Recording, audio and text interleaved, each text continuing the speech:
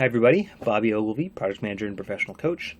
Today's question: why do I need to, as part of my sales and marketing process, think about tasks I can do manually, but also tasks that can be automated or in some way kind of sped up or accelerated?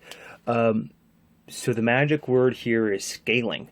Uh, People who particularly have a good sales background, they know how to sell, and they may even be used to selling larger scale products. Like think of like per unit, right? Each thing is more expensive, or maybe has more margin, and that's good. That's a great skill, and then also naturally translate into the actual customer service, which helps retain clients and deliver good value. So that's all great.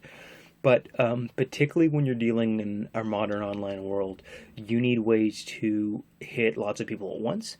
And let me also kind of get into a definitional question of like when we say scaling, the proper use of this, the operational use of scaling, is not about something around business growth or market growth, market size. It's about operational. It's about operations, but it's particularly about the added marginal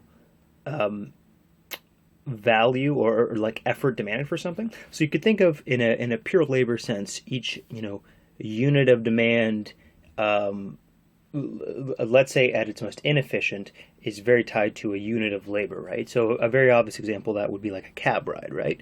You know, if you go from one cab ride to two cab rides, you now have twice as much effort, right? There's no way to kind of accelerate that. Whereas once you start dealing with digital informational tasks or other things that can be sort of sped up or automated, now you can do a few things at once. Or another way you could think of it would be, is there something you're already in the midst of delivering you could include more people on with very little added marginal value? So like one term you may have heard a lot of in the past year or two is sometimes they might call them like group sessions or like mastermind sessions, right?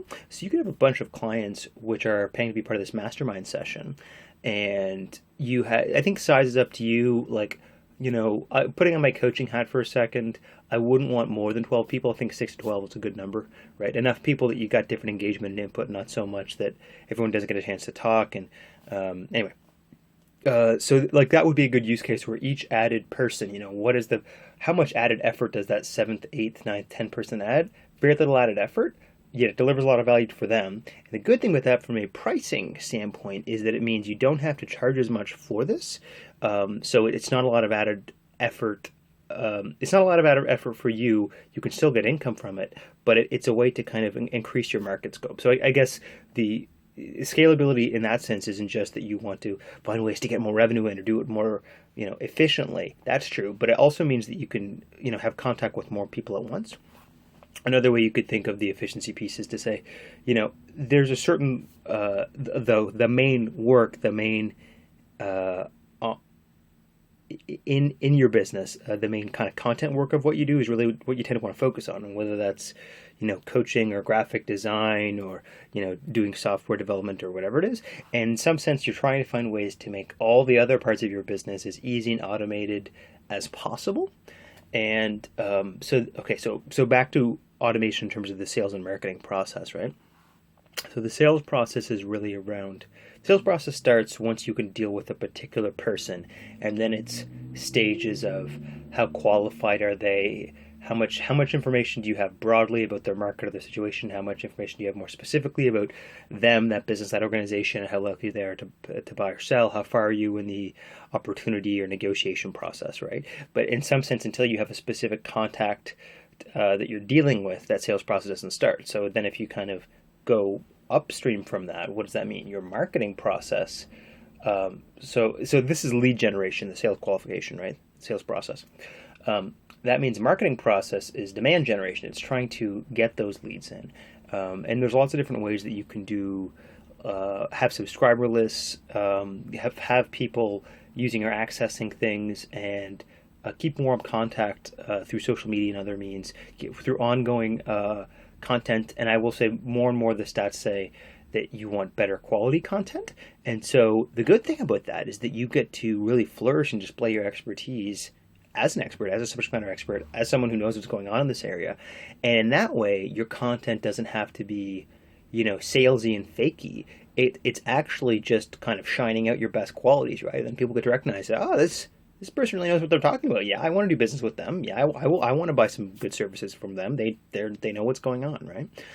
So all of that marketing process, uh, beyond the kind of broad PR or kind of relationship to the public, relationship to your audience kind of stuff, the kind of the sales manifestation or the downstream result of that is that you ultimately have these contacts in these leads in that you can then put into your sales process.